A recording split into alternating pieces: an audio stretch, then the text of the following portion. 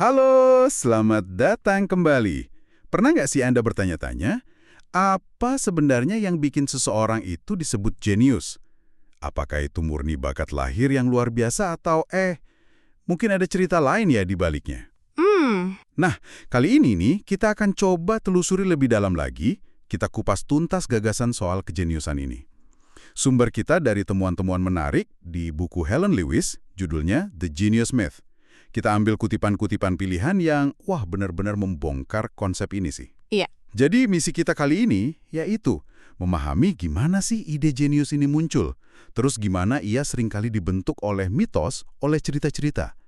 Dan kenapa ini penting buat Anda tahu.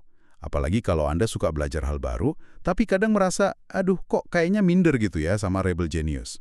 Siap? Kita bongkar bareng. Tentu saja.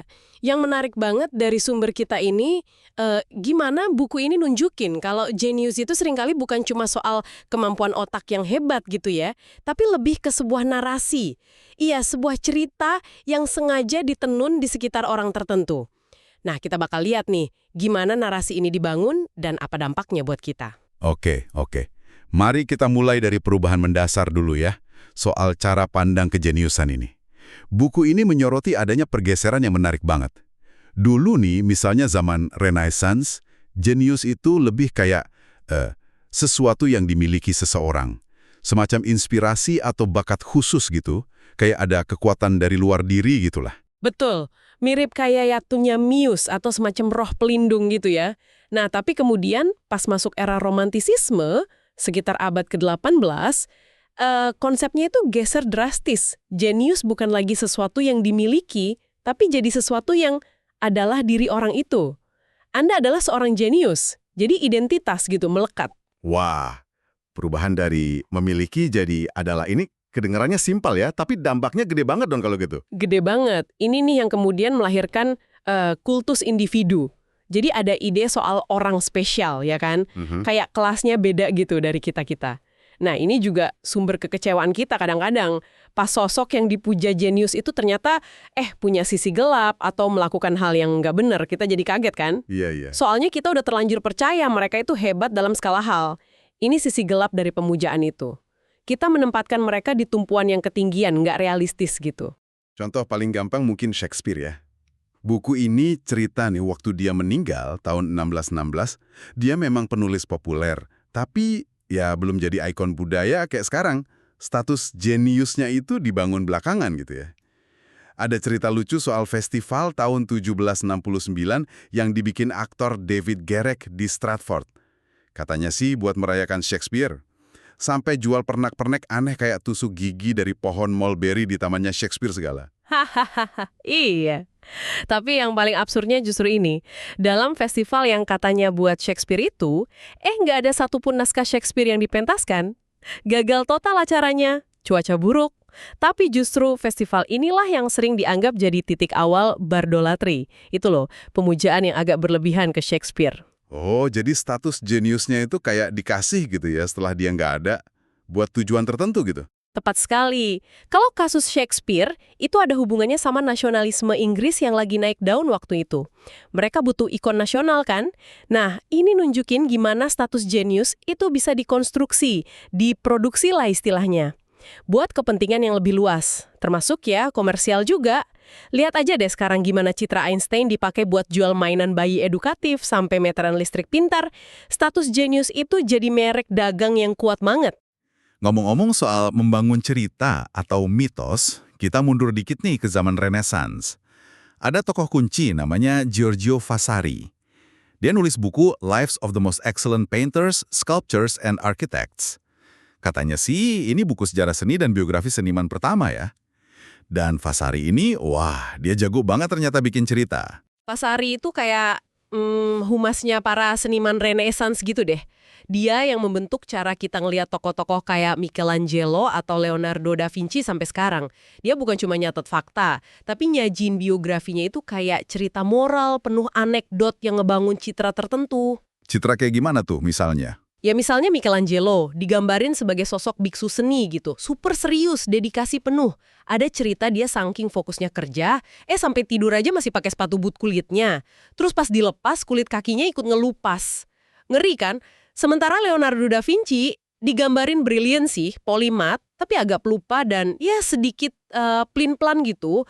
Punya banyak ide hebat tapi proyeknya sering nggak kelar. Vasari ini secara efektif lah menciptakan arketipe seniman jenius itu. Ada lagi cerita dari Vasari soal arsitek Filippo Brunelleschi. Yang soal telur itu, tahu kan, waktu dia mau bangun kubah katedral Florence yang terkenal itu, banyak yang ragu sama kemampuannya. Dia nggak mau jelasin rencananya, malah nantang balik seniman lain. Siapa yang bisa bikin telur berdiri tegak di atas meja marmer? Oh iya, yang lain pada bingung kan? Terus Brunelleschi ngambil telur, diketok dikit ujungnya ke meja, sampai agak retak, telurnya jadi berdiri deh. Pesan tersiratnya itu kuat banget. Jangan banyak tanya sama jenius, percaya aja deh sama kemampuannya yang unik, yang nggak kepikiran sama orang biasa. Dia punya cara sendiri. Cerita-cerita kayak gini emang bikin sosok jenius jadi kerasa spesial banget ya. Tapi kadang kayaknya terlalu bagus gitu buat jadi kenyataan nggak sih?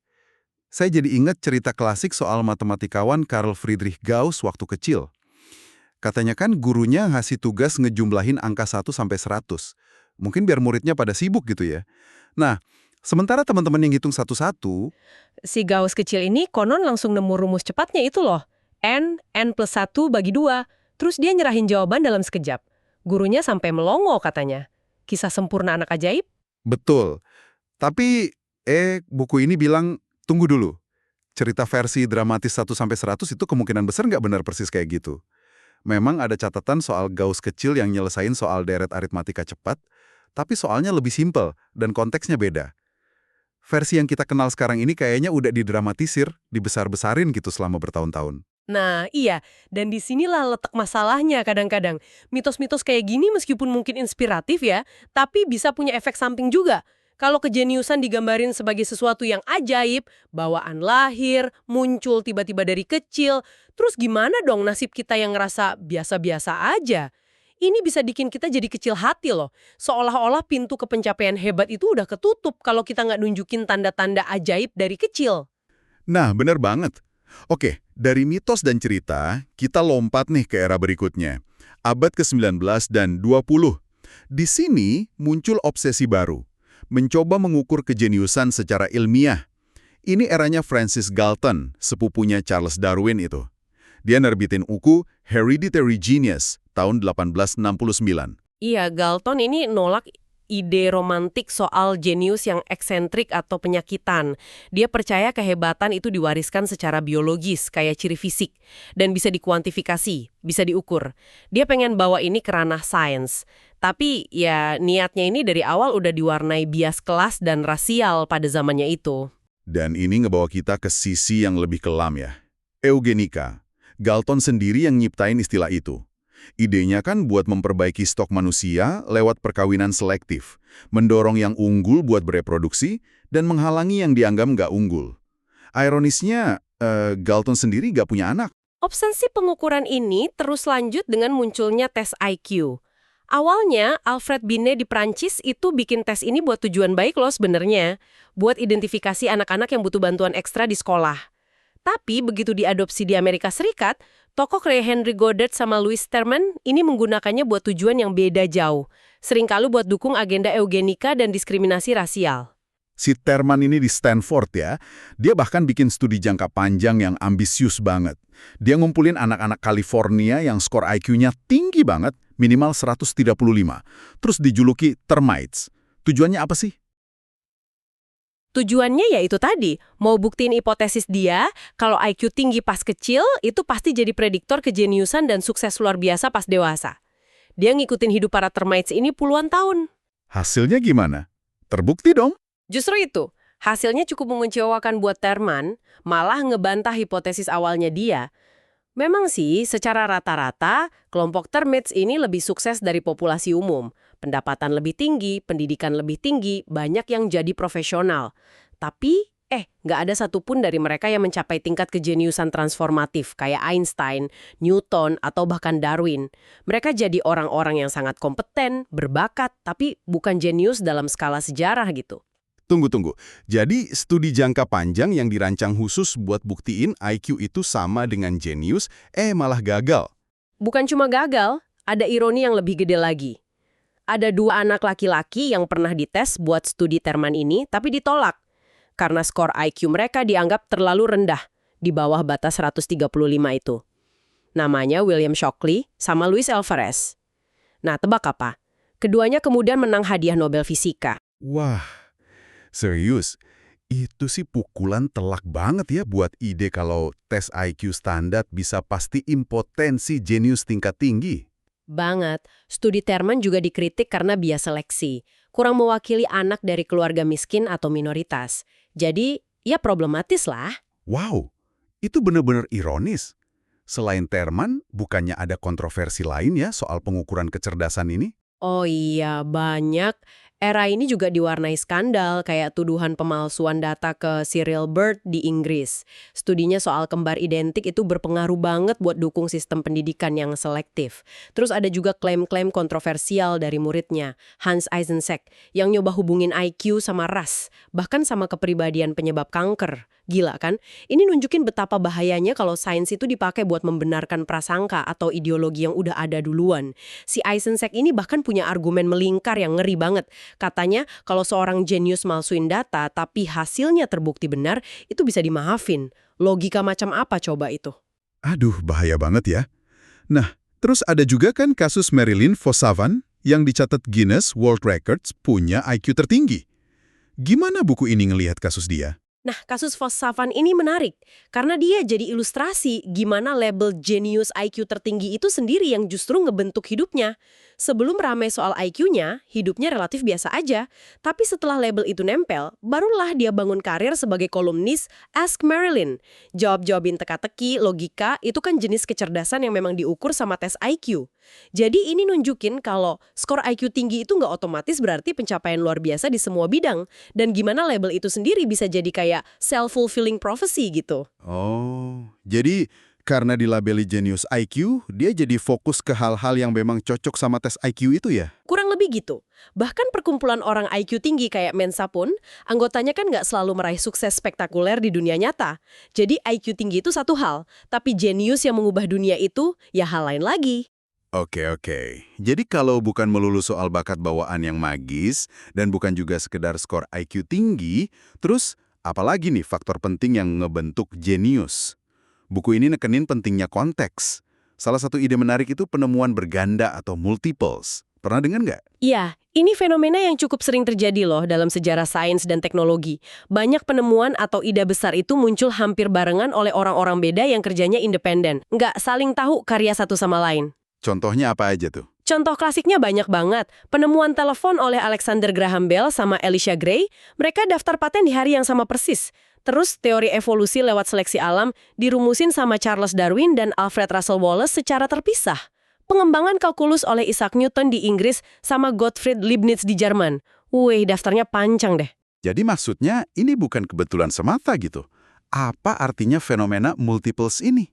Buku ini berargumen kalau ini nunjukin pada suatu titik waktu tertentu ketika akumulasi pengetahuan, teknologi pendukung, mungkin juga kebutuhan sosialnya udah matang, maka penemuan atau ide itu jadi semacam tak terhindarkan. Udah siap muncul gitu. Dia ada dalam apa yang disebut Stuart Kauffman sebagai adjacent possible, kemungkinan yang bersebelahan. Adjacent possible, agak abstrak ya kedengarannya. Bisa dijelasin lebih simpel nggak? Gampangnya gini. Bayangin Anda lagi di sebuah ruangan, Anda cuma bisa buka pintu-pintu yang langsung nyambung sama ruangan itu kan? Nggak bisa tiba-tiba loncat ke ruangan yang 3 pintu jauhnya. Nah, adjacent possible itu kayak pintu-pintu yang bisa dibuka dari ruangan pengetahuan kita saat ini. Dengan alat dan ilmu yang ada, ide atau penemuan itu udah siap buat ditemuin. Siapa aja yang punya kunci yang pas, wawasan, alat, waktu pada saat itu, ya bisa ngebuka pintu itu. Ini sedikit ngurangi mitos jenius tunggal yang dapat ilham dari langit gitu aja. Oh gitu. Jadi keberuntungan, waktu dan tempat itu perannya gede juga ya? Terus selain itu, ada juga yang namanya Matthew Effect. Apaan lagi tuh? Matthew Effect ini ngacu ke fenomena di mana orang atau institusi yang udah terkenal cenderung dapat lebih banyak pengakuan, kredit, sumber daya, bahkan buat karya yang mungkin sifatnya kolaboratif. Kayak peribahasa gitulah, siapa yang punya bakal dikasih lagi. Ketenaran itu kayak bola salju. Nah, ini bisa bikin kontribusi orang lain yang kurang terkenal jadi tenggelam, nggak kelihatan. Nah, ini nyambung nih ke poin penting lainnya, peran kolaborator dan lingkungan, yang kadang disebut skenius atau kejeniusan kolektif. Betul sekali. Kita seringnya fokus ke individu ya, tapi lupa kalau inovasi besar itu sering lahir dari lingkungan yang suportif dan kolaboratif. Coba pikirin Bell Labs di abad ke-20. Tempat si Shockley tadi yang ditolak studi Terman dan banyak ilmuwan lain kerja, tempat itu ngasilin banyak banget penemuan penting. Bukan cuma karena individunya brilian, tapi karena budaya kolaborasinya kuat. Dan jangan lupain peran krusial yang sering kali nggak kelihatan dari para pendukung, terutama pasangan hidup. Kayak siapa tuh misalnya? Buku ini nyebut contoh Sofia Tolstoy, istrinya Leo Tolstoy. Dia nyalin ulang naskah epik kayak War and Peace berkali-kali pakai tulisan tangan. Itu kerjaan luar biasa capek loh. Terus ada Lee Krasner, seniman berbakat yang mungkin agak kesampingkan demi dukung suaminya yang lebih terkenal, Jackson Pollock. Atau Johanna van Gogh Bonger, iparnya Vincent van Gogh. Tanpa kegigihan dia promosiin karya Vincent setelah meninggal, mungkin kita nggak bakal kenal Van Gogh kayak sekarang. Mereka ini bagian dari senius di balik sang jenius itu. Oke, kita pindah ke era yang lebih modern nih. Gimana dengan jenius di dunia teknologi? Buku ini bikin perbandingan menarik antara Thomas Edison sama Elon Musk. Keduanya sama-sama jago ya bangun narasi atau mitos soal diri mereka. Abaja, terus Musk dengan citra kerja extremely hardcore, visi yang ngubah industri, PayPal, Tesla, SpaceX, dan penguasaan detail teknis yang mendalam. Keduanya dilihat sebagai figur luar biasa yang mendobrak mapanan. Tapi buku ini juga ngingetin kalau mereka punya keterbatasan juga kan? Tentu saja, Edison, meskipun inovator hebat dan jago manufaktur sama bangun sistem, akhirnya kalahkan di perang arus listrik sama George Westinghouse dan Nikola Tesla yang pakai arus bolak-balik, AC. Sementara Musk, yang sama penulis biografinya Walter Isaacson digambarin jenius di rekayasa material dan fisika, tapi kurang peka soal emosi manusia. Kelihatan kan dia ngadepin tantangan gede di aspek sosial dan psikologis pas ngelola platform kayak Twitter X. Jadi, ini balik lagi ya ke ide kalau kejeniusan itu biasanya spesifik banget di bidangnya. Agak lucu juga ya, kita sering harap orang yang hebat di satu hal, otomatis hebat di semua hal lain. Tepat, kita gampang banget kejebak mitos orang spesial yang serba bisa itu. Padahal, kehebatan luar biasa di satu domain, misalnya rekayasa roket, nggak serta-merta berarti dia jago juga memahami dinamika sosial yang kompleks atau hubungan antar manusia. Ini pengingat penting buat kita. Buat ngeliat kemampuan secara lebih kontekstual ya. Dan sekali lagi, peran tim sama lingkungan itu tetap krusial. Bahkan di Silicon Valley yang sering banget muja-muja mitos pendiri tunggal yang brilian itu. Sangat krusial. Google butuh Eric Schmidt kan sebagai pengawas dewasa di awan perkembangannya. Facebook sangat kebantu sama kepemimpinan operasionalnya Sheryl Sandberg. Bahkan Musk sendiri di balik citra kerjanya yang gila-gilaan itu sangat bergantung sama tim insinyur yang hebat dan asisten eksekutif kayak Mary Beth Brown yang bertahun-tahun bantu dia ngelola kompleksitas jadwal dan kerjanya. Intinya sih, inovasi teknologi itu sama kayak sains. Pada dasarnya ya kerja tim. Meskipun sorotan seringkali cuma ke satu atau dua nama aja. Oke deh, jadi setelah penelusuran mendalam kita berdasarkan kutipan dari The Genius Myth ini, apa nih kesimpulan utamanya yang bisa kita tarik? Rasanya jelas ya, jenius itu jauh lebih kompleks daripada sekedar cap super pintar gitu aja. Banyak elemen. Ya ada bakat yang memang nyata, ada kerja keras yang luar biasa, ada faktor keberuntungan juga di waktu dan tempat yang tepat, terus ada konteks sosial dan teknologi yang memungkinkan, dukungan dan kolaborasi dari orang lain yang sering nggak kelihatan, dan yang nggak kalah penting, narasi atau mitos yang kita pilih buat dipercaya dan disebarin soal orang itu. Memahami semua ini rasanya bisa bantu kita ngelihat melampaui label-label yang kadang nyilauin itu ya. Jadi lebih kritis gitu mungkin. Betul, kita bisa jadi lebih kritis terhadap klaim kehebatan yang absolut. Lebih menghargai proses kolaboratif di balik setiap pencapaian, dan mungkin lebih hati-hati dalam ngasih status spesial ke seseorang, sekaligus lebih waspada juga sama potensi penyalahgunaan status itu. Satu lagi nih, ini juga bisa bikin kita lebih berempati sama diri sendiri loh. Sadar kalau jenius bukan sihir bawaan lahir, itu bisa ngurangin rasa kecil hati pas kita banding-bandingin diri.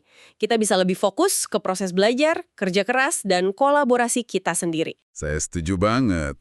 Dan ini ngebawa kita ke satu pemikiran terakhir nih buat Anda bawa pulang dan renungkan.